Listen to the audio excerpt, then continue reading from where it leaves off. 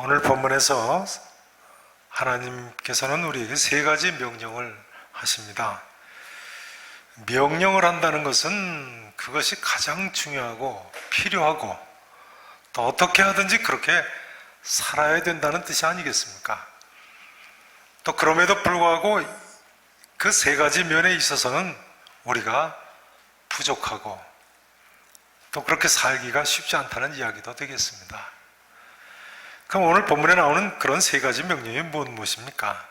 그토록 중요하고 필요한데도 우리에게 부족한 면이 무엇인 것 같습니까? 첫 번째 명령은요, 주 안에서 항상 어떻게 하라고요? 기뻐하라고요. 내가 다시 말하노니 기뻐하라. 지난주에도 말씀드렸습니다만 여러분 항상 기뻐하며 사셔야 됩니다. 아멘이시죠? 사도 바울 데살로니가전서 5장 16절에서도 항상 기뻐하라, 범사에 감사하라, 쉬지 말고 기도하라고 했죠. 오늘 본문에서도 항상 기뻐하라, 내가 다시 말하노니 기뻐하라. 그럼 우리가 어떻게 이렇게 항상 기뻐할 수 있다고요? 주 안에서만 가능한 일입니다. 지난주에 말씀드린 대로 주 안에서는 믿음 안에서, 즉 예수님을 주님으로 믿는 믿음 안에서라는 뜻입니다. 여러분 예수님을 주님이라고 믿으시죠? 이제 빌립보서에 나타난 사도 바울이 이처럼 항상 기뻐하는 경우를 구체적으로 좀 찾아보도록 하겠습니다. 자, 1장 3절부터 좀 보시죠. 빌립보서. 사도 바울이 뭘 가지고 그렇게 항상 기뻐하는가요? 1장 3절 이하를 제가 먼저 봉독을 드리겠습니다. 내가 너희를 생각할 때마다, 나 바울이 빌립보 교회의 성도들을 생각할 때마다 말이죠, 나의 하나님께 뭐 한다고요? 감사하며 간구할 때마다 너희 무리를 위하여 어떻다고요? 기쁨으로 항상 간구한다고요. 항상 기뻐한다고 하네요. 왜요? 너희가 첫날부터 이제까지 복음을 위한 일에 참여하고 있기 때문이라. 바울은요, 형제들이 믿음 생활을 잘하는 것을 가지고 이렇게 항상 기뻐하는군요. 빌립보 교회 형제 자매들이 믿음 생활 잘하는 것을 가지고 이렇게 기뻐해요. 저보다 1장 17절 18절을 보시죠. 또 제가 봉독을 드리겠습니다. 17절 보세요. 그들은 바울을 대적하는 사람들입니다. 바울을 대적하는 그들은 나의 매임에 괴로움을 더하게 할 줄로 생각하여 순수하지 못하게 다툼으로 그리스도를 전파하느니라. 이 사람들도 예수 믿는 사람이긴 한데 바울을 대적하는 사람들이에요. 바울을 비난하는 사람들이에요. 자, 그러면 무엇이냐? 거칠어로 하나 참으로 하나 무슨 방도로 하든지 전파되는 것은 누구시라고요? 그리스도이시라고요. 그러므로 이로써 나는 어떻게 한다고요? 기뻐하고 또한 기뻐하리라. 내가 비록 핍박받고 나를 비록 박해하는, 예수 믿는다고 하는 그런 사람들이 있다고 할지라도 그래도 그 사람들을 통해서도 전파되는 것은 누구라고요? 그리스도니까 이로써 나는 기뻐하고 또한 기뻐한다는 거예요. 전파되는 것이 그리스도이기 때문에 예수 그리스도가 전파되기만 하면 그 사실 하나만으로도 항상 기뻐하네요. 4장 10절을 또 보시죠. 4장 10절. 4장 10절 말씀. 자, 같이 함께 읽어보십니다. 시작.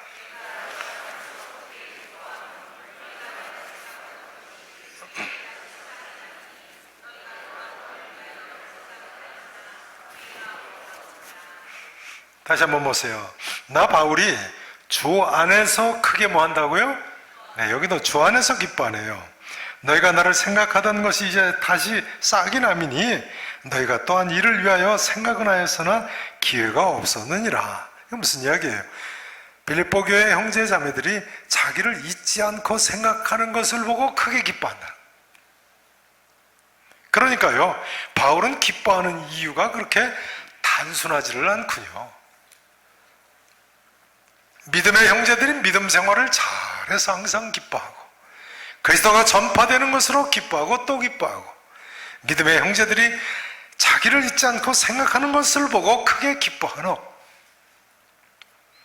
성도 여러분, 그동안 얼마나 기뻐하며 사셨습니까? 여러분 어떻게 생각하십니까? 바울처럼 기뻐한다면 우리도 기뻐할 수 있지 않겠습니까?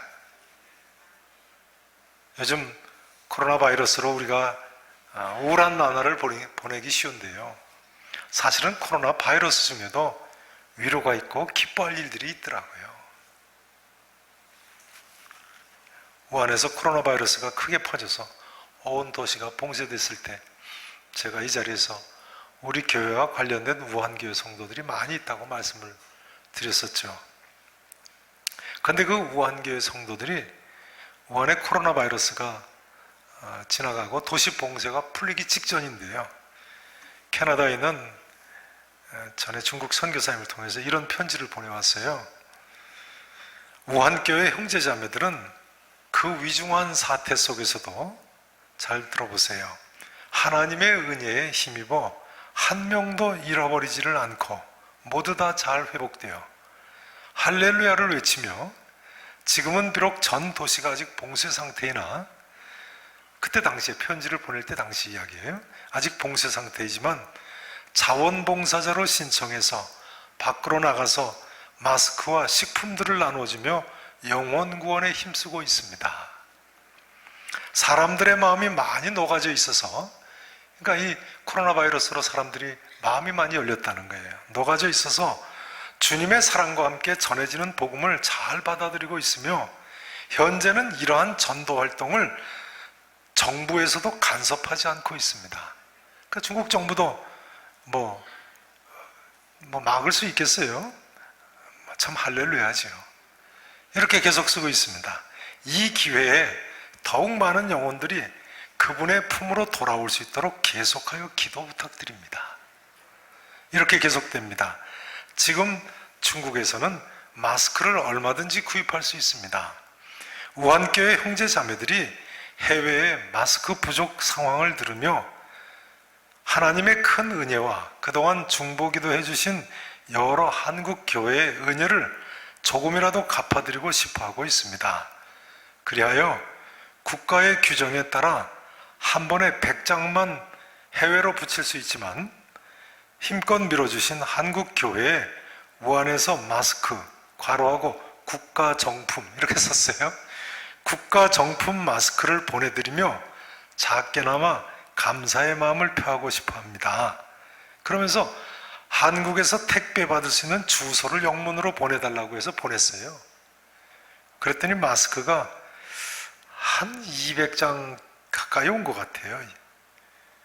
그래서 이걸 어떻게 하나 하다가 몇 주 전에 2부 예배 오신 분들한테 죄송한 말씀입니다만 1부 예배 오신 분들한테 한 장씩 나눠드렸습니다. 혹시 1부 예배 때 받으신 분 계십니까? 네, 설명을 제대로 안 드려서 무슨 마스크인가 그러고 아마 받아가지고 가셨어요. 한 달 전 이야기입니다. 벌써 중국 우한에서 온 중국 정품 마스크입니다. 우한교회 성도님들의 사랑과 정성과 감사, 기도가 담겨있는 마스크예요. 그러고 보니까요, 코로나 바이러스라는 극한 고난의 기간에도 하나님의 역사가 있고 위로가 있고 아름다운 승리의 소식이 있군요. 사도 바울은 바로 이런 경우를 지금 이야기하고 있는 것입니다. 바울도 똑같은 경우죠. 믿음의 형제들이 믿음 생활을 잘하니까 기뻐하고, 어쨌거나 그리스도가 전파되는 것으로 기뻐하고 또 기뻐하고, 믿음의 형제들이 이처럼 우리를 잊지 않고 생각하는 것을 보고 크게 기뻐해야 되지 않겠습니까? 바로 우한교회 이야기 아닙니까? 우리에게 있어서 문제는 이런 것이 얼마나 큰 기쁨의 근원인지를 알지 못한다는 데 있습니다. 데살로니가전서 2장 19절 20절에 보면요, 사도 바울이 이렇게 이야기합니다. 우리의 소망이나 기쁨이나 자랑의 면류관이 무엇이냐? 그가 강림하실 때에 우리 주 예수 앞에 너희가 아니냐? 너희는 우리의 영광이요 기쁨이니라. 데살로니가 교인들, 필리포 교인들도 마찬가지죠. 사도 바울에게 있어서 바로 주님 강림하실 때에 주 앞에 소망이나 기쁨이나 자랑의 면류관이라는 거예요. 빌립보서 4장 1절에서도 그렇게 고백하고 있지 않습니까? 나의 사랑하고 사모하는 형제들, 나의 기쁨이며 면류관이는 사랑하는 자들아. 성도 여러분, 우리도 이 시간 사도들과 같은 이런 영적 안목을 가지시고 믿음의 형제 자매들로 인해서 기뻐하며 사실 수 있기를 진심으로 바랍니다. 나의 소망이나 기쁨이나 자랑의 면류관이 당신들에게 있습니다. 그런 가운데 어떤 문제 가운데서도 항상 기뻐하며 사실 수 있기를 진심으로 축원하겠습니다. 사도 바울은 두 번째로 다른 사람과의 관계에서 이렇게 명령합니다. 너희 관용을 모든 사람에게 알게 하라. 자, 5절 말씀을 같이 한번 읽어보실까요? 빌립보서 4장 5절 말씀 같이 읽으십니다. 너희 관용을, 아멘. 너희 관용을 모든 사람에게 알게 하라. 첫 번째 내용이 나 자신과의 관계라면요, 항상 기뻐하라. 나 자신과의 관계라면요. 두 번째 이 내용은 다른 사람과의 관계에 대해서 이야기를 합니다. 너희 무엇을요?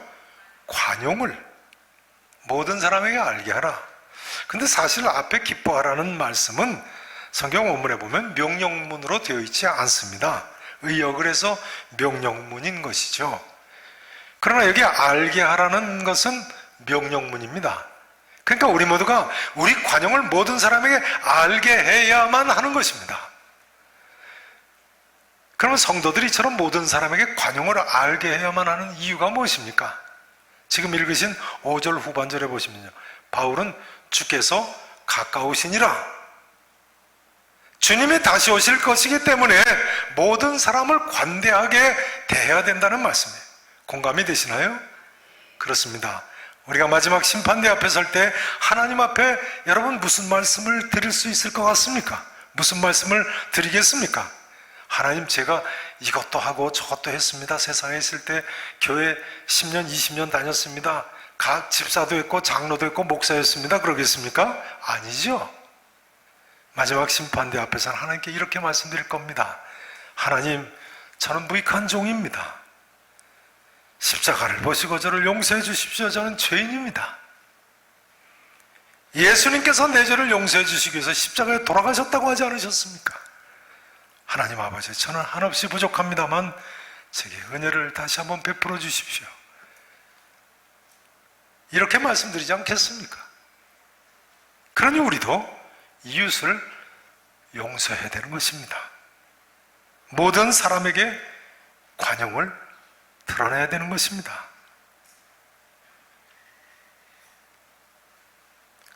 같은 차원에서 예수님 동생 야고보는요, 5장 7절 이하에서 이렇게 이야기했습니다. 형제들아, 주께서 강림하시기까지 길이 참으라 하면서요, 보라, 농부가 땅에서 나는 귀한 열매를 바라고 길이 참아 이른 비와 늦은 비를 기다리나니 너희도 길이 참고 마음을 굳건히 하라. 주의 강림이 가까우시니라 하면서요, 이렇게 쓰고 있습니다. 형제들아, 서로 원망하지 말라. 뭐 하지 말라고요? 관용하라는 말씀이에요. 그 다음에 이렇게 쓰고 있습니다. 그리하여야 심판을 면하리라. 보라, 심판주가 문 밖에 서 계시니라 했어요. 여러분, 우리가 이웃을 용서하지 않으면 하나님께서도 우리를 용서하지 않으실 겁니다. 1만 달란트 탕감받은 사람이 100데나리온 빚진 친구 하나 용서하지 못한다면 말이 되겠습니까? 이 1만 달란트 비유를 예수님께서 무슨 내용을 가르치시면서 하신 말씀입니까? 마태복음 18장 22절에 보면요, 바로 이 말씀을 하시면서 하신 비유예요. 7번뿐 아니라 7번을 70번까지라도 용서해라. 이 비유의 결론이 마태복음 18장 35절에 보면 이렇습니다. 너희가 각각 마음으로부터 형제를 용서하지 아니하면 나의 하늘 아버지께서도 너희에게 이와 같이 하시리라.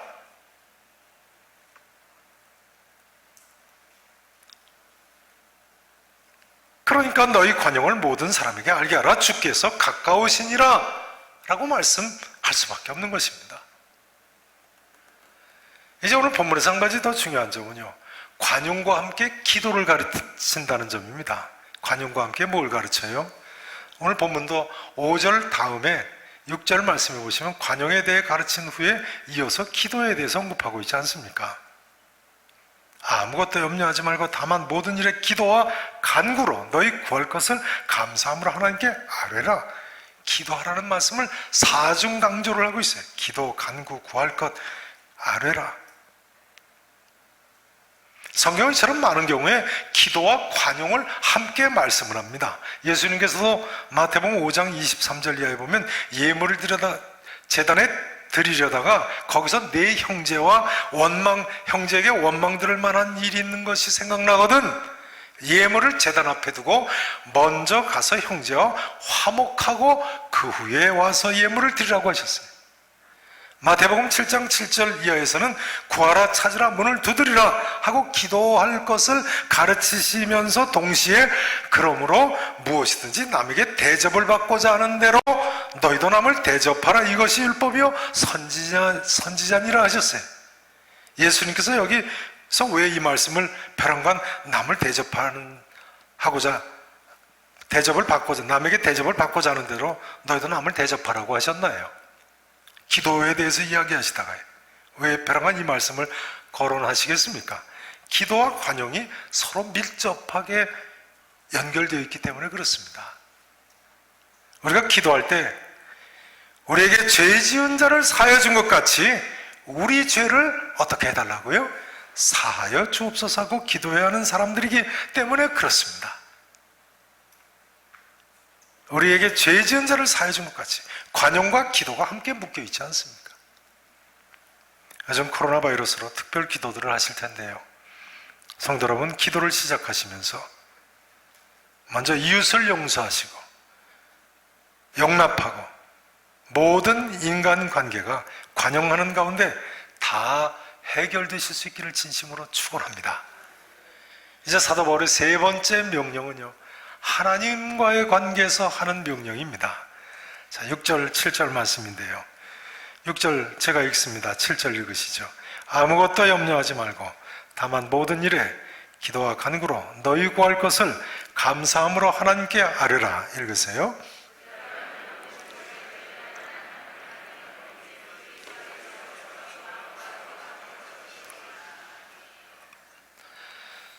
아무것도 염려하지 말고 오직 모든 일에 감사함으로 하나님께 아뢰라.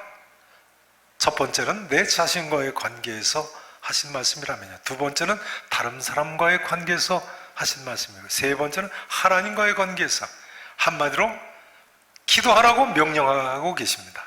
기도하라. 사중 강조를 하고 있죠. 근데 여기서 기도하라는 명령문은요, 한 가지 명령문이 더 나옵니다. 그것이 무엇입니까?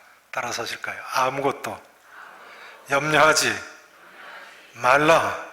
바로 그 명령이에요. 아무것도 염려하지 말라. 성도 여러분, 지금 무슨 염려거리가 있으십니까?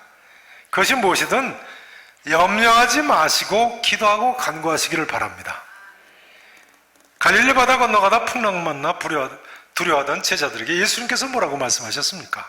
마태복음 8장에 보면요, 어찌하여 무서워하느냐? 믿음이 작은 자들아. 마가복음 4장에서는요, 어찌하여 이렇게 무서워하느냐? 너희가 어찌 믿음이 없느냐 하셨습니다. 우리는 이런 주님께서 항상 우리와 함께 하신다고 믿는 사람들입니다. 그러니 우리가 아무것도 염려하지 않고 기도해야지요. 그 주님이 갈릴리 바다 배 위에 함께 하시듯이 우리와 함께 하신다고 믿으셔야 돼요. 본문 6절에 보시면요, 오직 모든 일을 하나님께 아뢰라고 되어 있지 않습니까? 모든 일에 염려하지 말고 기도하라. 모든 일에 말이죠. 여러분, 기도는요, 하나에서부터 10가지 조그만 것에서부터 큰 문제에 이르기까지 전부 다 기도하는 거예요. 모든 것이 기도 제목으로 가능합니다. 흔히 많은 사람들이요, 기도한다고 하면서도요, 한번 생각해 보세요. 아주 소소한 기도 제목이거나 또는 엄청난 기도 제목은 잘 기도를 하지 않습니다. 그 중간 것만 기도해요. 공감하십니까? 아주 소소한 기도 제목은 에이 뭘 그런 것까지 기도하느냐고 그래요. 반면에 엄청난 기도 제목은 어떻게 그런 것까지가 또 기도하느냐고 그래요. 그럼 뭐 가지고 기도하겠다는 거예요.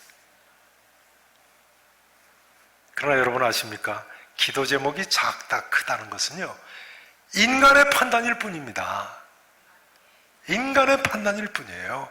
자아가 버린 문제가 후에 엄청 큰 고난을 가져다 줄 수도 있고요, 불가능한 것 같이 보이는 큰 문제도 때로는 기도하는 동안 한순간에 해결될 줄로 또한 믿으셔야 됩니다. 바울은 모든 일에 감사함으로 하나님께 아뢰라고 가르치고 있습니다. 기도할 때요, 우리가 일반적으로 두리뭉실하게 감사할 수는 있습니다만 자칫하면 특정한 기도 제목 앞에서는 감사를 하지 못할 수가 있어요. 그러나 성도는 범사에 감사해야 됩니다. 그 제목이 무엇이든 간에 감사하며 염려하지 않고 기도하실 수 있기를 바랍니다. 갈릴리 바다에서 풍랑만한 제자들 예를 한 번 더 들어볼까요? 그때 제자들은 뭘 감사해야 했습니까? 뭘 감사했을 거예요? 풍랑을 만났는데, 죽게 됐는데 뭘 감사해야 됐을까요? 제자들은 그때 무엇보다도 풍랑 속에서도 주님이 함께 그 배에 타고 계심을 감사했어야죠. 성도 여러분, 무슨 기도 제목을 가지고 계십니까? 나는 무엇을 감사하여야 된다고 생각하십니까? 그 문제 가운데도 곁에 주님이 함께 계심을 감사하시기 바랍니다. 더 기도할 수 있는 길이 아직도 열려 있음을 감사하시기 바랍니다. 성도 여러분, 아무리 코로나 바이러스 때문에 건강이나 가정적으로 경제적으로 어려우시다고 하더라도요, 아무것도 염려하지 마시고 모든 일에 감사함으로 기도하는 기간이 되실 수 있기를 진심으로 바랍니다. 인도의 성자라고 불리던 선다싱이 한 번은 히말라야 산 기슭을 지나가고 있었습니다. 근데 산에 불이 나서 많은 사람들이 모여가지고 불구경을 하고 있는 것이었습니다. 이때 여러 사람이 모여가지고 어떤 나무를 다 같이 함께 쳐다보고 있었습니다. 궁금해진 선다싱이 사람들에게 가서 뭘 그렇게 쳐다보고 있습니까? 하고 올려다보니까 나무 꼭대기에 새 둥지가 있는데 그 둥지에 어린 새들이 있더라는 거예요. 그 불이 점차 옮겨부터 오는 그 둥지 위에서 어미새가 어쩔 줄 몰라고 이리저리 날아다니고 있었습니다. 사람들이 둥지 안에 있는 저 새 새끼들을 구하고 싶은데 불 때문에 가까이 갈 수 없다고 하면서 안타까워했습니다. 마침내 불이 그 둥지까지 옮겨 붙고 말았습니다. 이때 선다싱은 어미새가 먼 곳으로 날아갈 줄 알았다고 그럽니다. 근데 그 어미새가 날아가지를 않더라는 거예요. 오히려 둥지에 앉더니 자기 양날개를 펴서 어린 새끼들을 날개 아래 품어주면서 함께 불에 타 죽더라는 거예요. 참 대단하죠. 이때 선다싱이 구경꾼들에게 돌아서서 이렇게 이야기를 했다고 합니다. 정말 놀라운 사랑입니다. 그러나 이처럼 보잘것없는 새가 이런 놀라운 사랑을 가지고 있다면 새에게 이런 이기심 없는 본성을 주신 하나님의 사랑이야 얼마나 더 크겠습니까? 공감하십니까? 그렇게 이야기하더라고요. 이처럼 보잘것없는 새가 이런 놀라운 사랑을 가지고 있다면 새에게 이런 이기심이 없는 본성을 주신 하나님, 그 하나님의 사랑이 얼마나 더 크겠습니까? 성도 여러분, 하나님의 이 무한하신 사랑 때문에 주님께서 천국에서 이 땅으로 내려와 인간이 되신 겁니다. 하나님의 이 무한하신 사랑 때문에 주님께서는 자신의 생명을 우리 위에 내주심으로 죄 가운데 죽어가고 있던 우리를 구하신 것입니다. 그런데 이처럼 자기 아들을 주신 하나님께서 아들과 함께 우리에게 모든 것을 더불어 주시지 않으시겠습니까? 그러니 우리가 주님 안에서, 믿음 안에서 아무것도 염려하지 말고 다만 모든 일에 기도와 간구로 우리 구할 것을 감사함으로 하나님께 아뢰어야죠.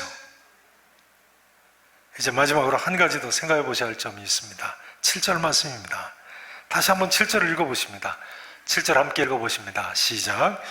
그리하면 모든 지각에 뛰어난 하나님의 평강이 그리스도 예수 안에서 너희 마음과 생각을 지키시리라. 아멘.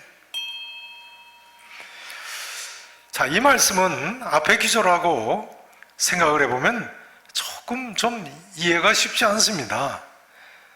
아무것도 염려하지 말고 다만 모든 일에 기도와 간구로 너희 구할 것을 감사함으로 하나님께 아뢰라.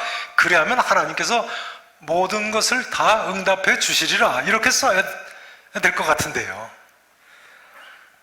그리하면 모든 지각에 뛰어난 하나님의 무엇이요?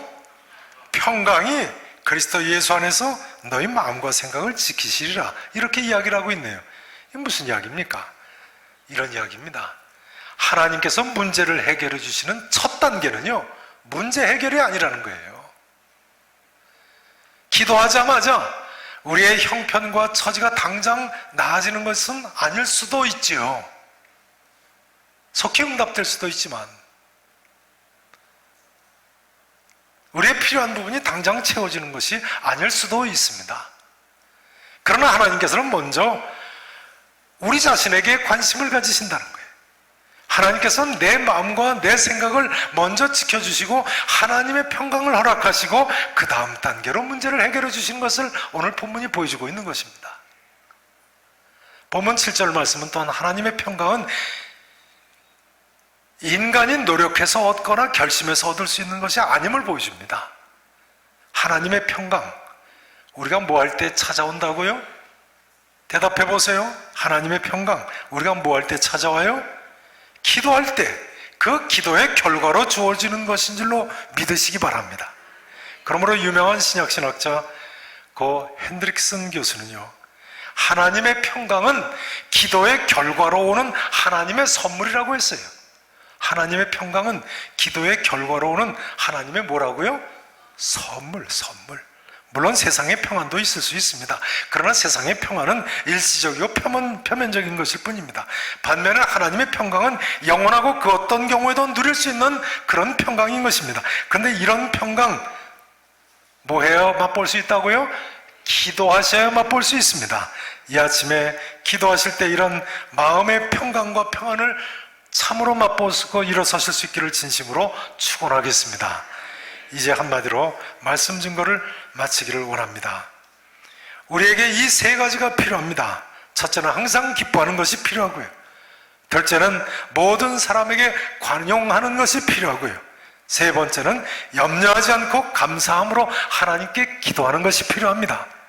사랑하시는 성도 여러분, 항상 기뻐하며 사시고 관용을 모든 사람에게 알게 하며 사시고 아무것도 염려하지 않고 모든 일에 감사함으로 하나님께 기도하심으로 하나님을 기쁘시게 하는 계산의 성도 여러분 또한 가정과 교회가 되실 수 있기를 우리 구주 예수 그리스도 이름으로 간절히 축원하겠습니다.